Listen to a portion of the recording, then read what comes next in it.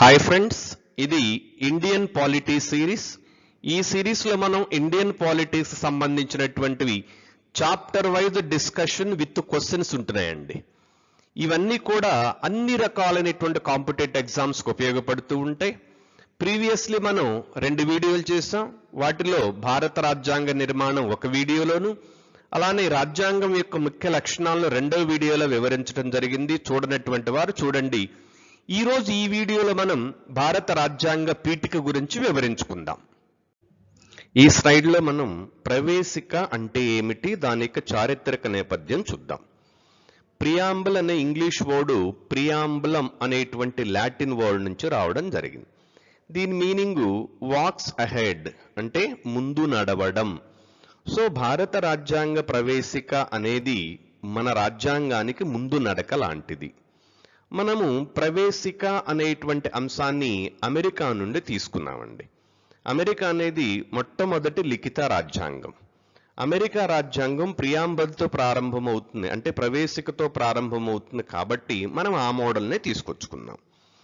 Next objectives resolution, దీన్నే తెలుగులో లక్ష్యాల తీర్మానం అంటారు. జవహర్లాల్ నెహ్రూ గారు డిసెంబర్ 13, 1946 సంవత్సరంలో లక్ష్యాల తీర్మానాన్ని రాజ్యాంగ పరిషత్తులో ప్రవేశపెట్టడం జరిగింది. ఈ లక్ష్యాల తీర్మానమే ప్రవేశికగా రూపాంతరం చెందింది. Next what are the components of the preamble, మన నెక్స్ట్ స్లైడ్లో సపరేట్గా చూద్దాం అవేంటివో. Next the Berubari case. 1960వ సంవత్సరంలో బేరుబరీ కేసులో సుప్రీంకోర్టు ప్రియాంబుల్ అనేది రాజ్యాంగంలో భాగము కాదు, కాబట్టి ప్రియాంబుల్ని సవరించడానికి వీలు లేదు అని తీర్పు చెప్పడం జరిగింది. తరువాత కేశవానంద భారతి కేసు 1973లో అదే సుప్రీంకోర్టు తన గతంలో ఇచ్చినటువంటి జడ్జిమెంట్ని తిరగరాస్తూ ప్రవేశిక అనేది రాజ్యాంగంలో భాగమే, కాబట్టి ప్రవేశికని సవరించవచ్చును అని తీర్పు చెప్పడం జరిగింది.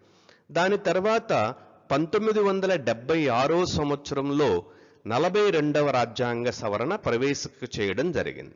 ఇప్పటి వరకు ప్రవేశికకి ఒకే ఒక రాజ్యాంగ సవరణ జరిగింది, అదే 42వ రాజ్యాంగ సవరణ. ఈ 42వ రాజ్యాంగ సవరణ ద్వారాగా ప్రవేశికకి 3 పదాలను చేర్చారండి. అవేంటివంటే socialist, secular and integrity. Socialist సామ్యవాద, అండ్ సెక్యులర్ మీన్స్ లౌకికవాద, ఇంటిగ్రిటీ మీన్స్ సమగ్రత అనేటువంటి 3 మాటల్ని 42వ రాజ్యాంగ సవరణ ద్వారాగా భారత రాజ్యాంగ ప్రవేశికకు చేర్చడం జరిగింది. అదే ఇక్కడ మెన్షన్ చేసిన 42nd amendment act. What are the components of preamble? ఇక్కడ 4 కాంపోనెంట్స్ ఉన్నాయండి. Number 1, what is the source of authority? మన దేశంలో అధికారానికి మూలం ఏంటి అనేది మొదటిది. మన ప్రియాంబుల్ అదే భారత రాజ్యాంగ ప్రవేశిక లేక పీఠిక లేక ముందు మాట అన్నీ సేమ్ వర్డ్సేనండి. ఈ ప్రవేశిక అనేది భారత ప్రజలమైన మేము అనేటువంటి మాటతో స్టార్ట్ అవుతుంది. దీని ద్వారా మనకేం తెలుస్తుందండి, మన దేశంలో అధికారానికి మూలం ఎవరంటే భారత ప్రజలు. భారత ప్రజలే సార్వభౌములు ఈ దేశంలో. రెండవది నేచర్ ఆఫ్ ద స్టేట్. భారతదేశం ఎలాంటి దేశము? ఇది సార్వభౌమత్వం కలిగిందా, సోషలిస్ట్ కంట్రీనా, సెక్యులర్ కంట్రీనా, డెమోక్రటిక్ కంట్రీనా, రిపబ్లిక్ కంట్రీనా అనేది కూడా ప్రియాంబుల్లోనే చెప్పడం జరిగింది. మూడవది ఆబ్జెక్టివ్స్ ఆఫ్ ద కాన్స్టిట్యూషన్. అసలు ఈ రాజ్యాంగం యొక్క మూలం ఏంటి, అసలు ఈ రాజ్యాంగం ఎందుకు ఉంది, ప్రజలకి ఏం ఇవ్వాలి అనేటువంటిది ఈ రాజ్యాంగం ఆశిస్తుంది అని చూసినప్పుడు justice, liberty, equality and fraternity అనేటువంటివి ఈ రాజ్యాంగము ఈ దేశ ప్రజలకు ఇచ్చినటువంటి హామీలు. Last the date of adoption of the constitution. Constitution ఎప్పుడు ఆమోదించబడింది ఇదండి ఇక్కడ ఉన్నటువంటి డేటు. మనందరికి తెలుసు 26 నవంబర్ 1949 సంవత్సరంలో భారత రాజ్యాంగ పరిషత్తు రాజ్యాంగాన్ని ఆమోదించడం జరిగింది. కాబట్టి మనం జనవరి 26వ తేదీని ప్రతి సంవత్సరం కూడా కాన్స్టిట్యూషనల్ డేగా సెలబ్రేట్ చేసుకుంటున్నామండి. ఇది 2015 నుండి కాన్స్టిట్యూషనల్ డేగా సెలబ్రేట్ చేస్తున్నాం. బిఫోర్ 2015 దీన్ని నేషనల్ లా డేగా సెలబ్రేట్ చేసేటువంటి వారు. క్వశ్చన్ నంబర్ 1, భారత రాజ్యాంగం యొక్క తాత్విక సూత్రాలు ఆధారంగా ఉన్నాయి. తాత్విక సూత్రాలు దేని ఆధారంగా ఉన్నాయి? ఇక్కడ కరెక్ట్ ఆన్సరు పండిట్ జవహర్ లాల్ నెహ్రూ లక్ష్యాల తీర్మానం. ఆల్రెడీ మనం డిస్కస్ చేశామండి. జవహర్ లాల్ నెహ్రూ గారు లక్ష్యాల తీర్మానాన్ని ప్రవేశపెట్టారు. తరువాత అదే ప్రియాంబుల్ గా మారడం జరిగింది. క్వశ్చన్ నంబర్ 2, భారత రాజ్యాంగ ప్రవేశిక. భారత రాజ్యాంగం యొక్క పీఠిక గురించి ఇక్కడ 4 ఆప్షన్స్ ఇచ్చారు. వీటిలో కరెక్ట్ అయినటువంటిది సి, రాజ్యాంగంలోని ఒక భాగం మరియు అస్పష్టత ఉన్న సందర్భాల్లో రాజ్యాంగంలోని ఇతర నిబంధనలను వివరించడంలో ఉపయోగించవచ్చును. అంటే పీఠిక అనేది రాజ్యాంగంలో భాగం అండి. మనం చూసాం కేశవానంద భారతి కేసులో ఇది భాగం అని చెప్పారు. ఇక్కడ నేను మెన్షన్ చేశానండి, మీరు చూసుకోవచ్చు. అలానే సుప్రీంకోర్టు అనేది సుప్రీంకోర్టు భారత రాజ్యాంగాన్ని వ్యాఖ్యానిస్తుందండి. అలా వ్యాఖ్యానించేటువంటి సందర్భంలో తనకేదన్నా డౌట్ వస్తే ప్రియాంబుల్ ఆధారంగా చేసుకుని రాజ్యాంగాన్ని వ్యాఖ్యానించడం జరిగింది. కాబట్టి answer is C. Question number 3, క్రింది స్టేట్మెంట్లో ఏది సరి అయినది? భారత రాజ్యాంగ పీఠిక తన పౌరులందరికీ భద్రత కల్పించాలనే భారత ప్రజల సంకల్పాన్ని ప్రకటిస్తుంది. ఇక్కడ కరెక్ట్ ఆన్సర్ వచ్చేసి సి, విశ్వాసం మరియు ఆరాధన యొక్క స్వేచ్ఛ అండి. దేశంలో ఎక్కడైనా నివసించవచ్చు, ఇది ఫండమెంటల్ రైట్. నచ్చిన విద్యా సంస్థలను స్థాపించుకునే హక్కు, ఇది ఫండమెంటల్ రైటే. ప్రాథమిక స్థాయిలో విద్యా హక్కు, ఇది ఫండమెంటల్ రైటే. బట్ ఇక్కడ క్వశ్చన్లో మనం ఏం అడిగారండి? పీఠిక. కాబట్టి పీఠిక మనకేం చెప్తున్నాయంటే liberty of thought, liberty of belief, faith and expression. ఇక్కడ మీరు చూడొచ్చండి, ఇక్కడ నేను మెన్షన్ చేయడం అనేటువంటిది జరిగింది. ఆలోచన, భావ ప్రకటన, విశ్వాసం, ఆరాధన స్వాతంత్రాన్ని ఇస్తుంది. క్వశ్చన్ నంబర్ 4, భారత రాజ్యాంగ ప్రవేశికలో ఆర్థిక న్యాయం అనే పదం ఒక తీర్మానం. అంటే ఆర్థిక న్యాయం, ఎకనామికల్ జస్టిస్ అంటే ఏమిటి? కరెక్ట్ ఆన్సర్ సంపద సమాన పంపిణీ, ఉన్నటువంటి రిసోర్సెస్ ని ఈక్వల్ గా డిస్ట్రిబ్యూట్ చేయడమేనండి. యాక్చువల్గా దీన్ని ఆర్టికల్ 39B అండి. 39Bలో చెప్తారు equitable distribution of material resources for the common good of society. So answer is a. Question number 5, భారత రాజ్యాంగం యొక్క ఉపోద్ఘాతం యొక్క టెక్స్ట్ సురక్షిత లక్ష్యంగా పెట్టుకుంది. అంటే ఈ ప్రియాంబుల్ యొక్క గోల్ ఏమిటి? వ్యక్తులందరికీ ప్రాథమిక హక్కులు, భారత పౌరులకు ప్రాథమిక విధులు, వ్యక్తి గౌరవం మరియు దేశం యొక్క ఐక్యత మరియు సమగ్రత. Answer is C. Fundamental rights అనేవి ప్రియాంబుల్లో లేవండి. అలానే ప్రాథమిక విధులు లేవు. ప్రభుత్వ ఉద్యోగుల గురించి కూడా ప్రియాంబుల్లో లేదు. ప్రియాంబుల్ ఏముందంటే unity and integrity of the nation as well as the dignity of the individual. So that answer is C. Question number 6, భారత రాజ్యాంగ సభలో డాక్టర్ బిఆర్ అంబేద్కర్ తన ముగింపు ప్రసంగంలో చేసిన యూనియన్ ఆఫ్ ట్రినిటీలో క్రింది వాటిలో ఏ పదాన్ని చేర్చలేదు? యూనియన్ ఆఫ్ ట్రినిటీ మీన్స్ స్వేచ్ఛ, సమానత్వం, సౌభ్రాతృత్వం. ఈ మూడు కూడా ఒకదాని నుండి మరొక దాన్ని మనం వేరు చేయలేమండి. దానిని యూనియన్ ఆఫ్ ట్రినిటీ అంటారు. ఇక్కడ కరెక్ట్ ఆన్సరు బి, ఫ్లెక్సిబిలిటీ. తెలుగులో వశ్యత, ఫ్లెక్సిబిలిటీ అనే వర్డ్ అండి. క్వశ్చన్ నంబర్ 7, సోషలిస్ట్ మరియు సెక్యులర్ అనే పదాలను పీఠికలో చొప్పించారు. ఎప్పుడు యాడ్ చేశారండి సోషలిస్ట్ అండ్ సెక్యులర్ అనేటువంటి వర్డ్ని? 42వ రాజ్యాంగ సవరణ ద్వారాగా. C is the correct answer. ఇది నేను ఇక్కడ డిస్క్రిప్షన్ పెట్టాను, మీరు చూసుకోవచ్చు. 42వ రాజ్యాంగ సవరణ ద్వారాగా పీఠికకి 3 పదాలను చేర్చారండి. వాటిలో ఒకటి లౌకికవాదం, సెక్యులరిజం, రెండవది సామ్యవాదం, సోషలిస్ట్, మూడవది సమగ్రత, ఇంటిగ్రిటీ అనేటువంటి వర్డ్ అండి. ఈ 3 వర్డ్స్ కూడా 42వ రాజ్యాంగ సవరణ ద్వారాగా ప్రియాంబల్లో యాడ్ చేశారు. Question number 8. భారత రాజ్యాంగ పీఠికలో ఇచ్చిన నిబంధనలను పేర్కొన్న క్రమం. చాలా ఇంపార్టెంట్ క్వశ్చన్, చాలాసార్లు ఎగ్జామ్స్ లో అడిగారండి. సార్వభౌమ, సామ్యవాద, లౌకిక, ప్రజాస్వామ్య మరియు గణతంత్ర, republic. Correct answer is a. Sovereign, socialist, secular, democratic and republic. Correct answer is a. Question number 9. భారత రాజ్యాంగ పీఠిక. ఆప్షన్ ఏ రాజ్యాంగంలో భాగం కాదు. ఇట్ ఈస్ ఇన్కరెక్ట్ అండి. ఇది కేశవానంద భారతి కేస్ జడ్జిమెంట్ ప్రకారం భారత రాజ్యాంగ పీఠిక అనేది రాజ్యాంగంలో అంతర్భాగం. సాధించాల్సిన లక్ష్యాలను సూచిస్తుంది. Yes, B is the correct answer. మనం ఏమి సాధించాలి, ప్రభుత్వాలు ఏమి సాధించాలి అనేటువంటిది ఈ రాజ్యాంగ పీఠికలో చెప్పారండి. అదే justice, equality, liberty and fraternity. ఇవి భారత ప్రభుత్వం యొక్క ప్రధాన లక్ష్యాలు. ఇవి ప్రియాంబుల్లో చెప్పబడినవి. C and D are incorrect statements. Question number 10. 1975లో భారత రాజ్యాంగ ప్రవేశికలో కింది పదాలలో ఏది చేర్చబడలేదు? సౌభ్రాతృత్వం, ఫెటర్నిటీ ఉందండి ఆల్రెడీ. సార్వభౌమత్వం, సావర్నిటీ ఉన్నది ఆల్రెడీ. సమానత్వం, ఈక్వాలిటీ కూడా ఉన్నది. కానీ లేనిది ఏంటంటే సమగ్రత, ఇంటిగ్రిటీ. సమగ్రత అనే వర్డ్ 76వ సంవత్సరంలో 42వ రాజ్యాంగ సవరణ ద్వారాగా ప్రవేశికకు చేర్చారు. Question number 11. భారత రాజ్యాంగ ప్రవేశికకు సంబంధించి క్రింది ప్రకటనలను పరిగణించండి. నంబర్ 1. ఇది దాని పౌరులందరికీ సమాన అవకాశాలను ఇస్తుంది. ఎస్. 2. ఇది దాని పౌరులందరికీ విశ్వాసం యొక్క స్వేచ్ఛనిస్తుంది. ఎస్. 3. ఇది భారతదేశ ప్రజలచే తమకు తాముగా ఇవ్వబడుతుంది. ఎస్.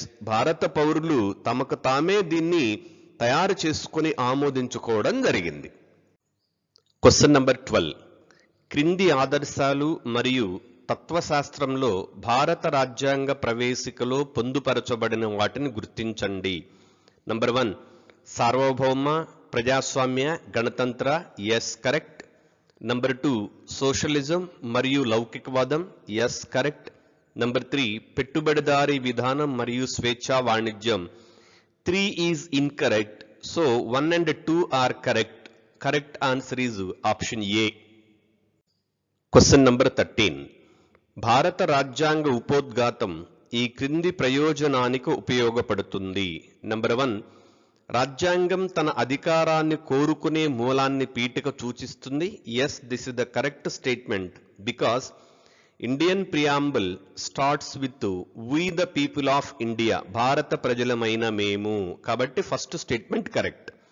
సెకండ్, రాజ్యాంగం స్థాపించడానికి మరియు ప్రోత్సహించడానికి ప్రయత్నించిన వస్తువులను కూడా ఇది పేర్కొంది. Yes, this is also correct. What are the ingredients of the preamble? Like sovereign, socialist, secular. So that 1 and 2 are correct. Answer is C. Question number 14.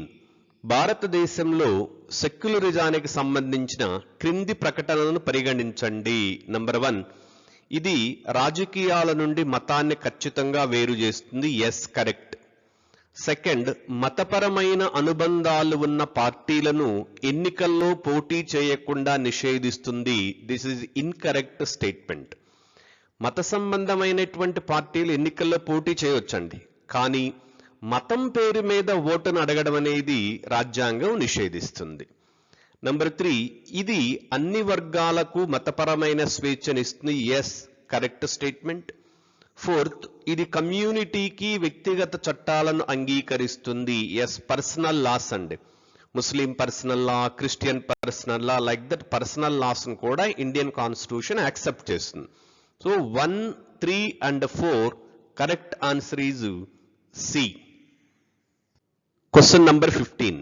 భారతదేశంలో లౌకికవాదానికి సంబంధించి క్రింది ప్రకటనలను పరిగణించండి.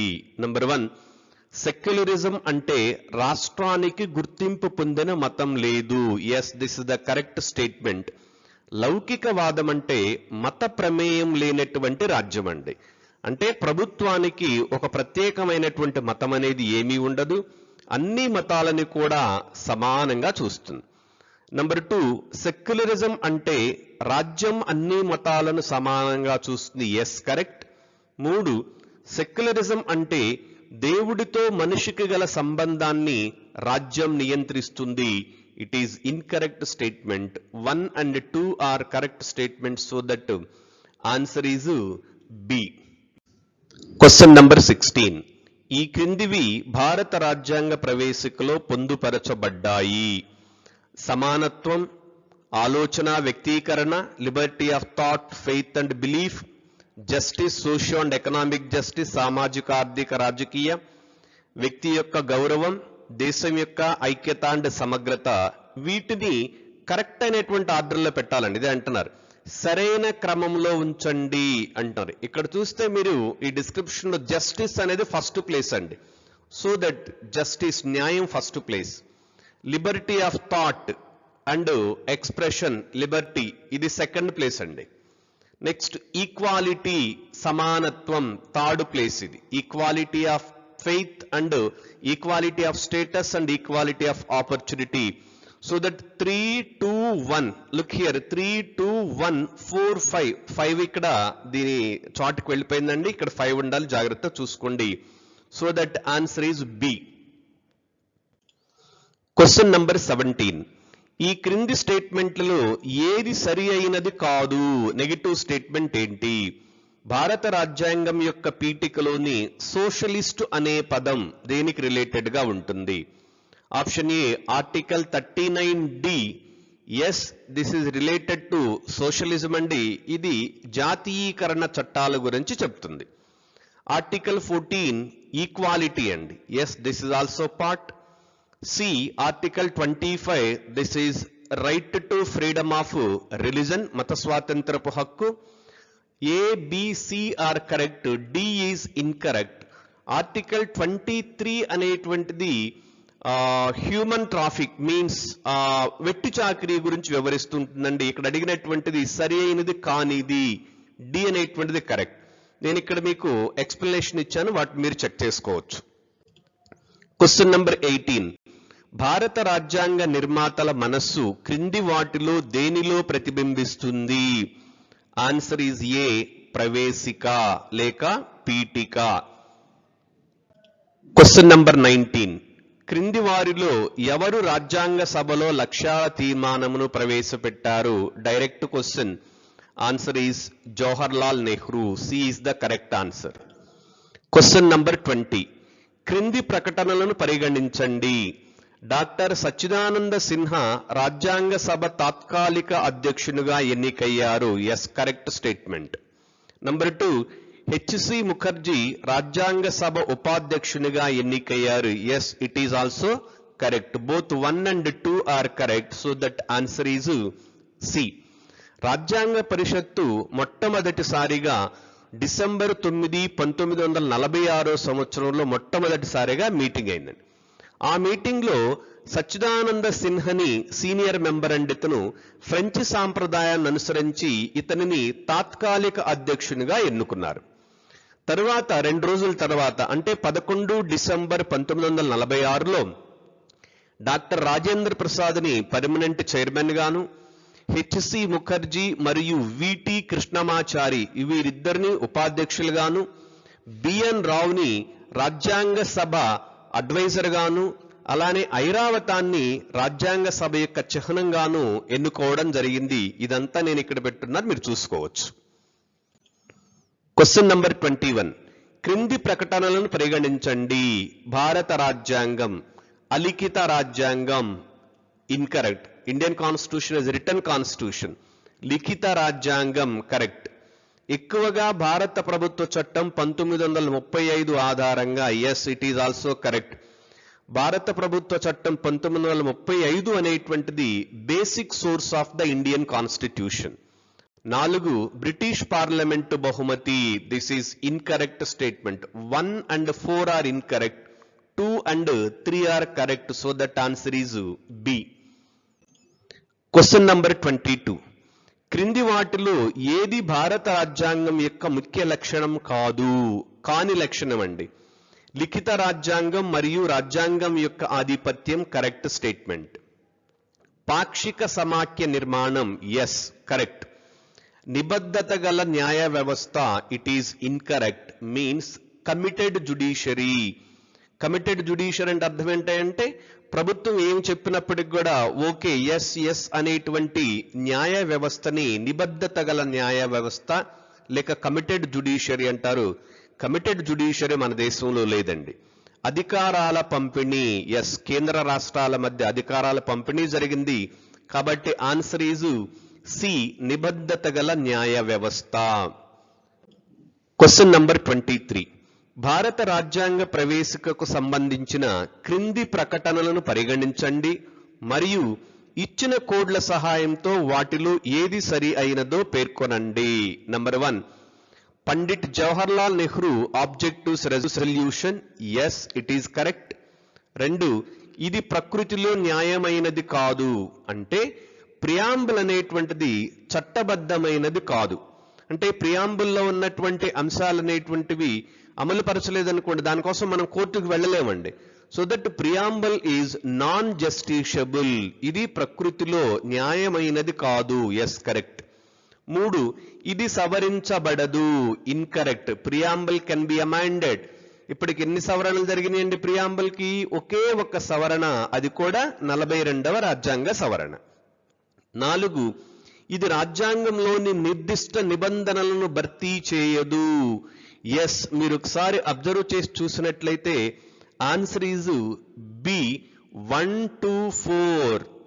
1 to 4 is correct answer B. Question number 24. November 26, 1949న ఆమోదించబడిన భారత రాజ్యాంగ ప్రవేశికలో నిబంధనలు చేర్చలేదు. ఏవి లేవు చూస్తే సోషలిస్ట్ అనేటువంటిది లేదండి, సెక్యులర్ అనేది కూడా లేదు, సమగ్రత అనేది కూడా లేదు. కేవలం ఉన్నటువంటిది రిపబ్లిక్ అనేటువంటివి.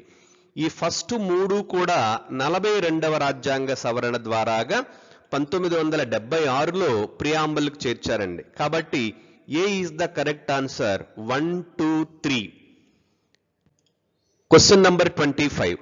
క్రింది వాటిలో ఏది భారత రాజ్యాంగం యొక్క ముఖ్య లక్షణం కాదు? లిఖిత రాజ్యాంగం ఇది భారత రాజ్యాంగ లక్షణం అండి.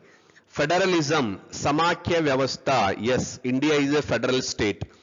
పార్లమెంట్ సార్వభౌమాధికారం it is incorrect.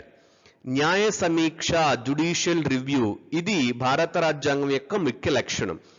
But correct answer D అండి, పార్లమెంట్ సార్వభౌమాధికారం.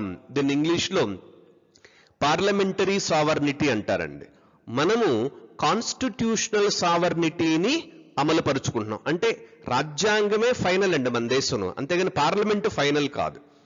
అదే ఇంగ్లాండ్లో అయితే they are following parliament sovereignty. ఇంగ్లాండ్లో పార్లమెంట్ ఏది చెప్తే అదే ఫైనల్ అండి. ఎందుకు?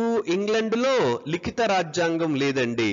England doesn't have written constitution, so that they are following parliament sovereignty, but we are following the constitutional sovereignty. Answer is C, parliament సార్వభౌమాధికారం భారత రాజ్యాంగం యొక్క లక్షణము కాదు. Question number 26.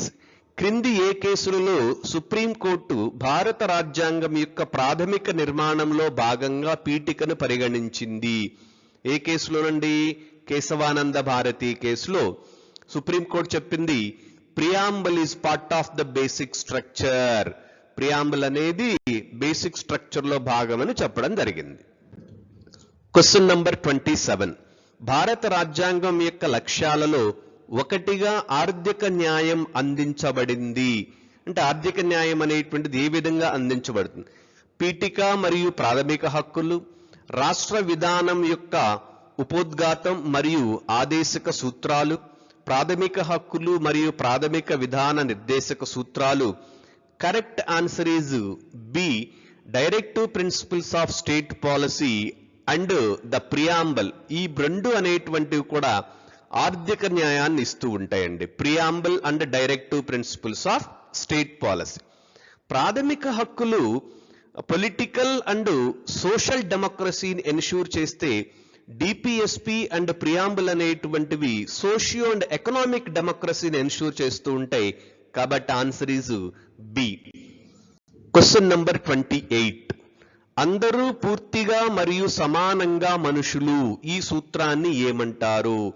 Correct answer is సార్వత్రికవాదం, యూనివర్సలిజం. Very important question. Question number 29. భారత రాజ్యాంగ ప్రవేశికకు సంబంధించి క్రింది వాటిలో ఏది నిజం?